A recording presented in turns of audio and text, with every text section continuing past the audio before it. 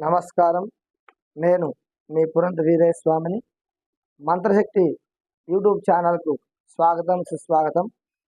చూస్తున్నటువంటి ప్రేక్షక మహాశయులందరూ కూడా స్వాగతం పలుకుతూ, ఈరోజు మన విషయం ఏమనగా, ఒక భక్తుడు అడిగారు, స్వామి మరి జీవితంలో ఇప్పుడున్న పరిస్థితిలో మనసు ప్రశాంతంగా లేదు, ప్రశాంతంగా ఉండడానికి ఏం చేయాలి, మీ మంత్రశక్తి యూట్యూబ్ ద్వారా తెలుపండి అని కోరారు. దానికి గాను ఈరోజు వివరణ ఇస్తున్నాము.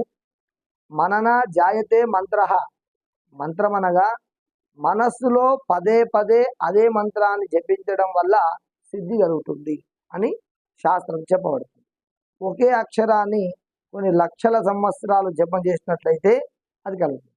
కాళిదాసు బర్రెలు కాసేవాడు, ఐం ఐం ఐం అనుకున్న ఉండేవాడు. ఆ విధంగా కొన్ని లక్షలు దాటిపోయాయి ఐం అనే అక్షరం.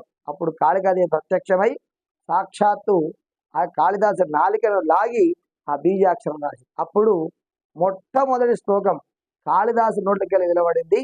చతుర్భుజే చంద్ర కళావతంసే ఉచోన్నతే కుంకుమ రాగశోనే పుండ్రేక్షు పాశాంకుశ పుష్పబాణహస్తే నమస్తే జగదేకమాత.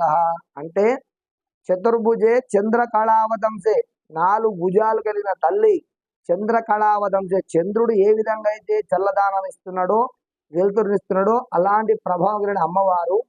చతుర్భుజే చంద్రకళావతంసే ఉచోన్నతే కుంకుమ రాగశోనే, ఆ యొక్క కురులు, అమ్మవారి కురులు దగదగా మెరుస్తున్నాయట, కుంకుమలాగా మెరుస్తున్నాయట.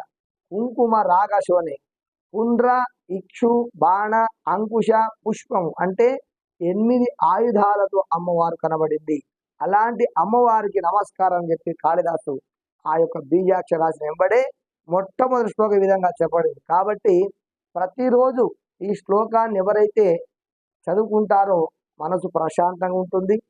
అదేవిధంగా ఇంతకుముందు చెప్పుకున్నాం మనం, ఓంకారం అనే నాదంలో అకార ఉకార మకార 3 రాగాలు ఉంటాయి. కాబట్టి ఓం